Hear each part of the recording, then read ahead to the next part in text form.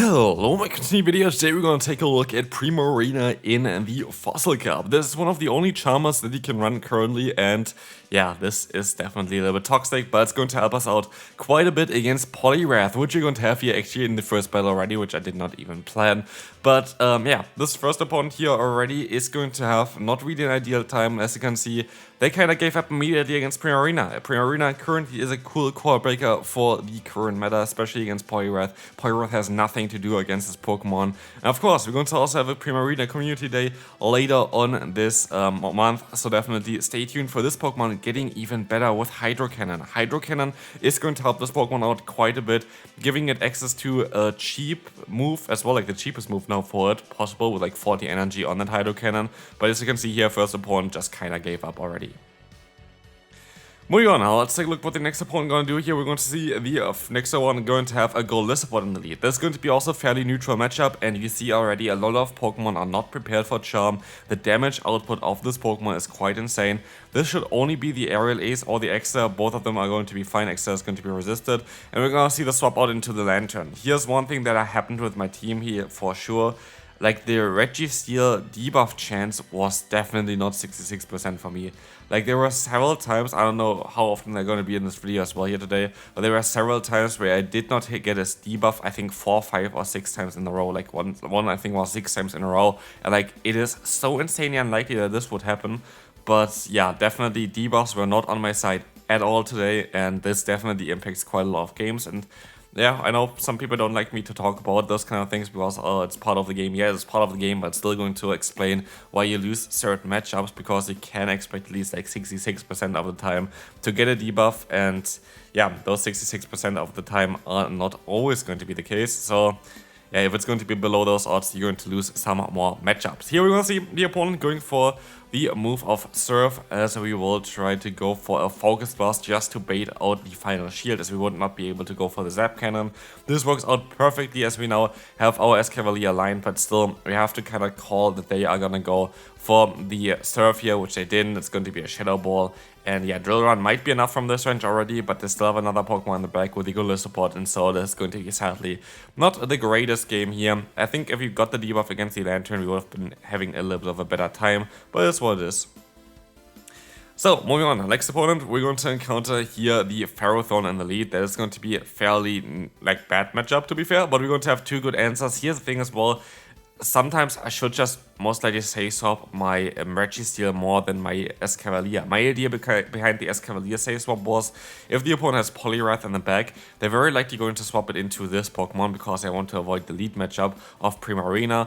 But yeah, basically here my play is to try to get at least the shields from the opponent. Why do I want to do this? Because as you're gonna see here, most Pokemon actually in this meta are going to be weak against the charge moveset of the Registeel. Registeel having access to Zap Cannon plus Focus Blast is going to allow it to basically hit nearly everything in the meta actually currently for super effective damage, because we have a meta of Water-type Pokemon, Steel-type Pokemon, and Rock-type Pokemon. 2 of them are going to be weak to Focus Blast, 1 of them going to be weak to the Zap Cannon, which makes Registeel such a strong Pokemon for the meta. And so we are going to let the move go through here. In comes the Ferrothorn, and yeah, basically no matter what they have in the back, it's very likely going to be weak against us. And so I'm not too scared about whatever they want to do here. They're going to go for the Thunder, and it's going to be actually the Lantern, one of the only Pokemon that is not weak against us. But maybe this time around you're going to get the debuff here. We are going to be able to get it here, which is actually quite important, because now they might be able to go for another charge move here, which is going to be the Surf actually, because I want to try to go for a double Surf, but at least we can deny this here as well by going for the yeah, incoming Focus Blast, which is going to take the knockout. What you have to see as well is I'm gonna try to go ahead and catch the move, which does not work at all. But I think I should be able to survive still one Power Whip from the opponent on my Registeel, and so they're forced to go for the Thunder. And as they're gonna knock me out here, I am going to be able to outspeed them still and win this battle. So, moving on, now let's take a look at the next opponent coming through. We're going to have here Primarina against Lantern in the lead. Horrible lead for us. We're going to swap out into a Say-Swap of Escavalier, hoping that they don't have another Jellicent lurking there in the back. Honestly, for Escavalier against Lantern, I just have to make sure that I always go for Drill Run. Here in this case, it didn't really matter because the opponent swapped out into their own Pokemon. but like the amount of times I went for aerial ace and the opponent just no shield for no reason, even though could have been a drill run, is ridiculous.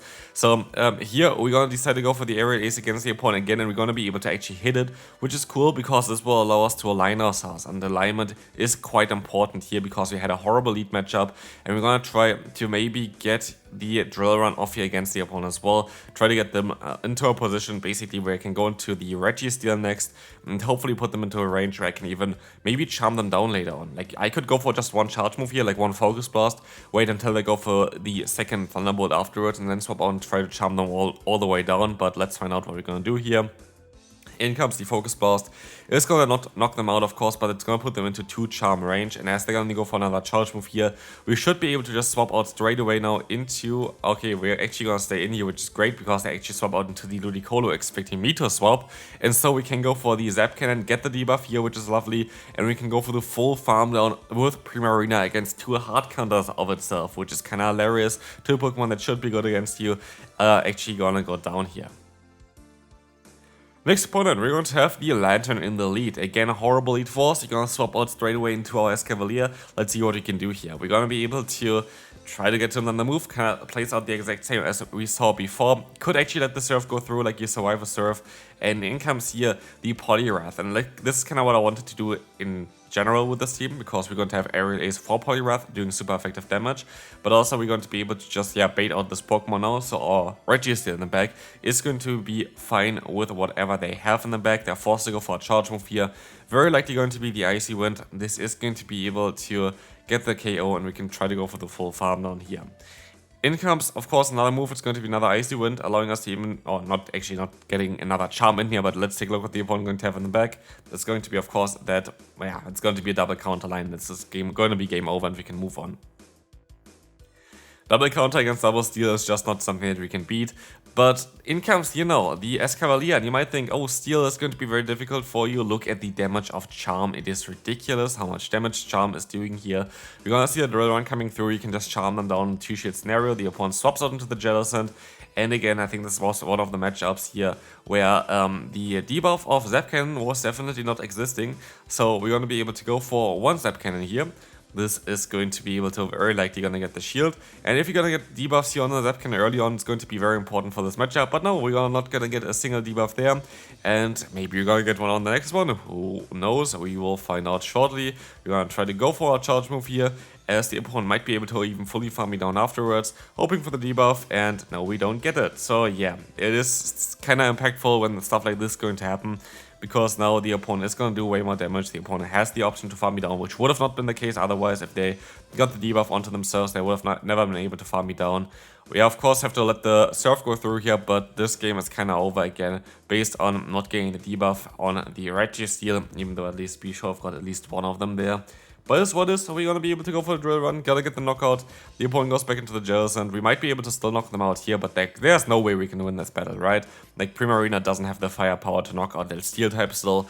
Jellicent is coming through and actually gonna get knocked out, and in comes Escavalier, but we can only go for a resisted disarming voice. They're still at half health, like there's no way it's going to knock them out, right?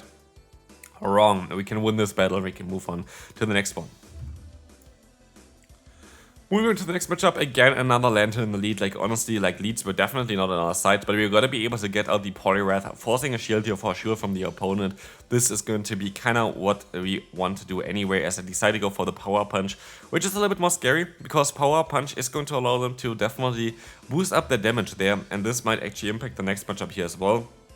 Primarina is not going to enjoy even Icy Wind or whatever after a Power Punch. Yes, we're going to resist everything, but we're also not the bulkiest Pokemon. Primarina is not bulky in the Great League at all, but they're running a triple fighting type moveset on their Pokemon with Power Punch and Dynamic Punch, which is quite mad, as you gonna see here, the opponent having a Lucario, and we can just forfeit again.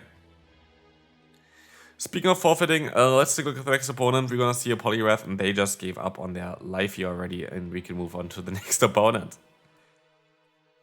The next opponent is going to have Primarina against Escavalier. Again, we saw the matchup before. Like, honestly, I feel like this this meta is just not really it for me. Like, at least the meta here right now, like, we try, of course, to have some fun with the meta by playing some more spicier stuff, or like some stuff that you don't see all the time.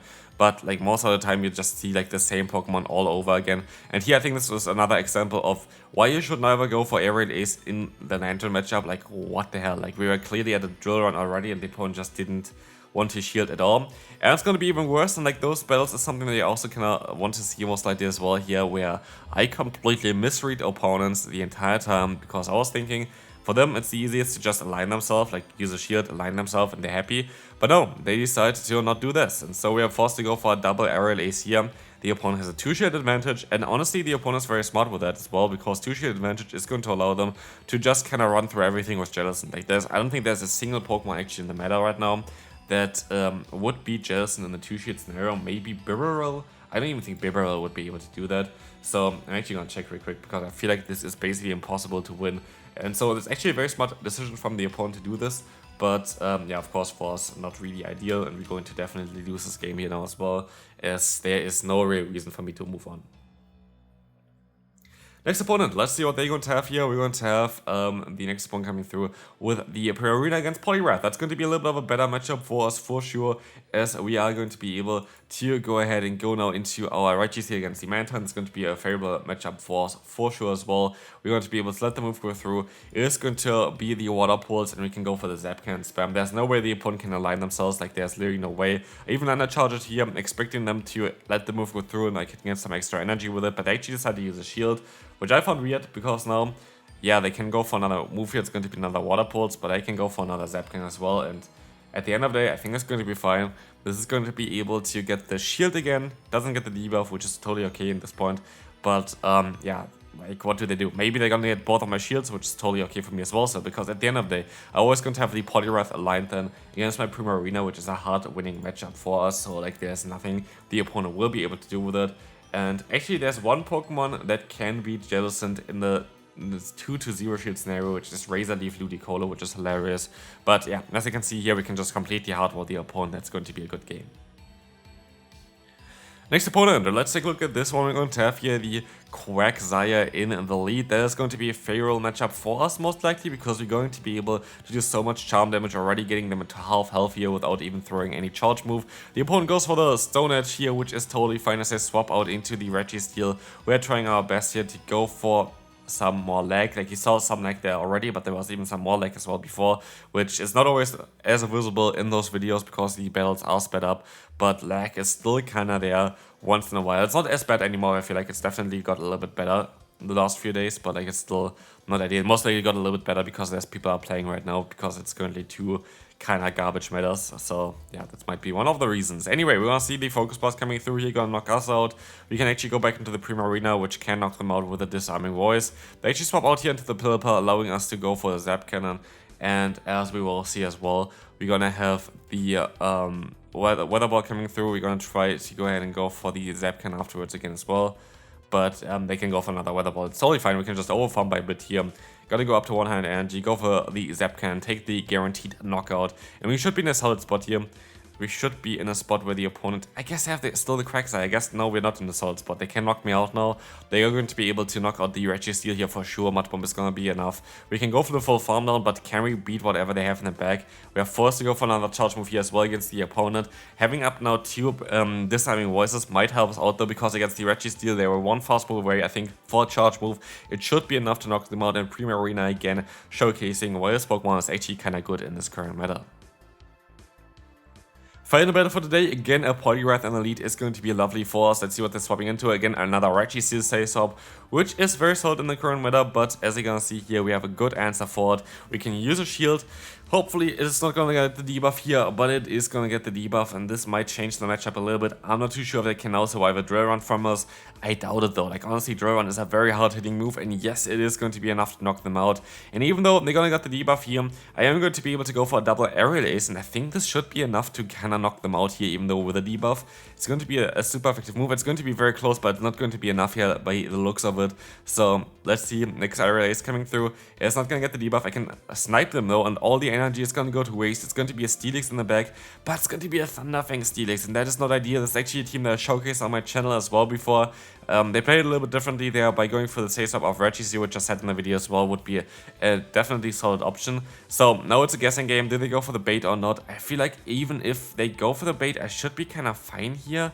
It's going to be the Earthquake though, which is not ideal, and honestly I should have went for the Zapcan instead, trying to fish for the debuff, because the debuff would have been my only way of winning this battle, so I just kind of misplayed this here as well. There's no way the opponent would have not used the shield there, so at the end of the day I feel like I screwed up the battle here myself. I think this was a winnable one if I just played it a little bit better, but I didn't, and so good game to the opponent, well played there, cool team, and I see you then in the next video, bye bye.